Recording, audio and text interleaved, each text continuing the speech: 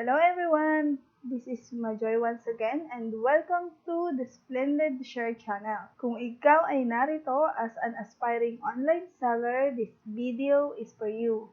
At kung ikaw naman ay narito na someone who is looking for a job in an e-commerce business, this video is also for you. Sana po ay may matutunan kayo sa mga videos na ina-upload ko. Kung hindi man ito makatulong sa inyo ngayon, sana in the future makatulong po sa inyo or sa mga mahal nyo sa buhay. Itong mga videos po na ginagawa ko ay hindi po sponsored ni Lazada o nino man. Gusto ko lang pong i-share sa inyo yung mga experiences namin when it comes to selling on Lazada.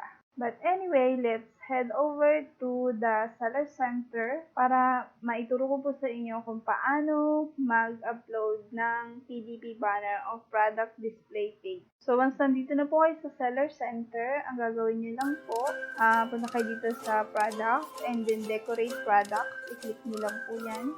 Ayan, so lalabas po ito. Kung may naka-ready na po kayong banner, i-upload nyo na lang po yun. Pero kung wala naman po, pwede kayong mag-create na lang dito.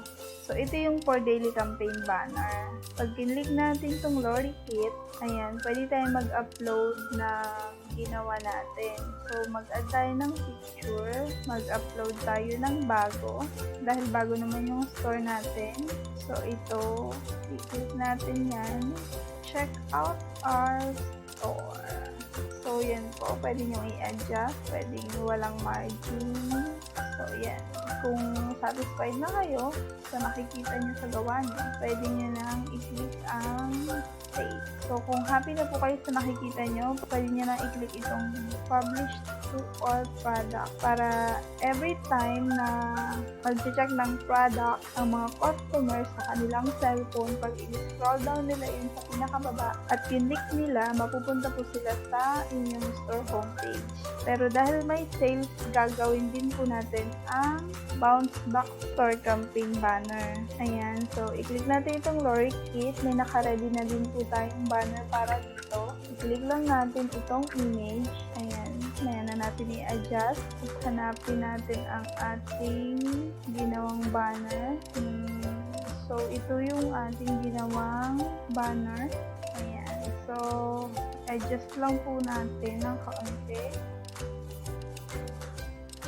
Ayan, so ganyan lang po kadali na gumawa ng PDP Banner. Once po kasi na i-click ito ni buyer o ni customer, mapupunta sila sa campaign feed, dito po siya mapupunta. So yan po makikita niya. Pero kung ang i-click na po ay itong daily campaign banner, itong ginawa natin dito, ayan, so dyan po siya mapupunta. So yun lang po for today. So if you like this video, give it a thumbs up and please do subscribe to my channel.